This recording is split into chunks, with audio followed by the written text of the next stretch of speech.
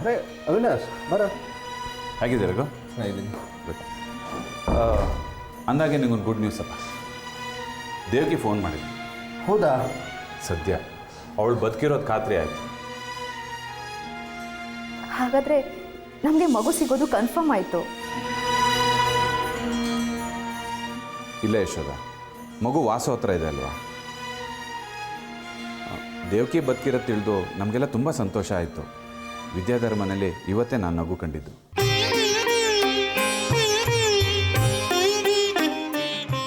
ಹಳೆ ಬೀಡ್ನವ್ರಿಗೆ ವಿಷಯ ಗೊತ್ತಿತ್ತಾ?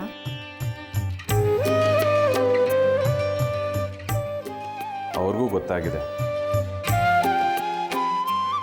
ದೇವಕಿ ನಾಪತ್ತೆ ಆಗಿದ್ದಾಳೆ ಅಂತ ತಿಳಿದು ಅವರಪ್ಪ ಅಮ್ಮ ತುಂಬ ಗೋಳಾಡಿದ್ರಂತೆ.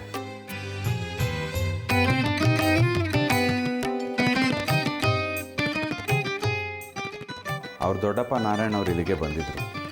ಅವ್ರಿಗೆ ಸಮಾಧಾನ ಮಾಡಿ ಇವತ್ತು ಹಳೆ ಬಿಡು ಕಳಿಸಿದ್ವಿ.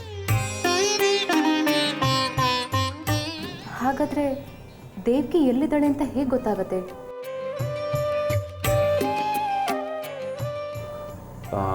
ರಘು, ಆ್ಯಕ್ಚುಲಾಗಿ ನಾನು ಬಂದಿದ್ದು ಅದನ್ನ ಹೇಳೋಕ್ಕೆ ಅಂತಲೇ. ದೇವಕಿ ಏನಾದ್ರು ವಿಷಯ ಇದ್ದರೆ ನಿಮಗೆ ಹೇಳಕ್ಕೆ ಹೇಳಿದ್ದಾಳೆ.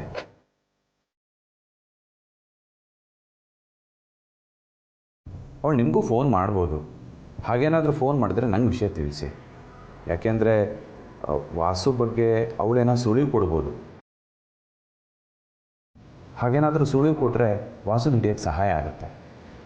ಒಂದು ನಿಮಿಷ.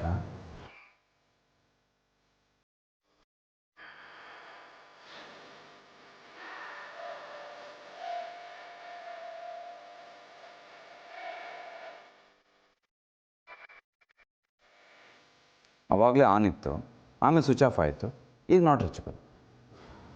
ಏನು ಕಣ್ಣು ಮುಚ್ಚಾಲೆ ಹಾಕೋನೋ ಗೊತ್ತಿಲ್ಲ. ಸರಿ ರಘು, ನಾನು ಬರ್ತೇನೆ.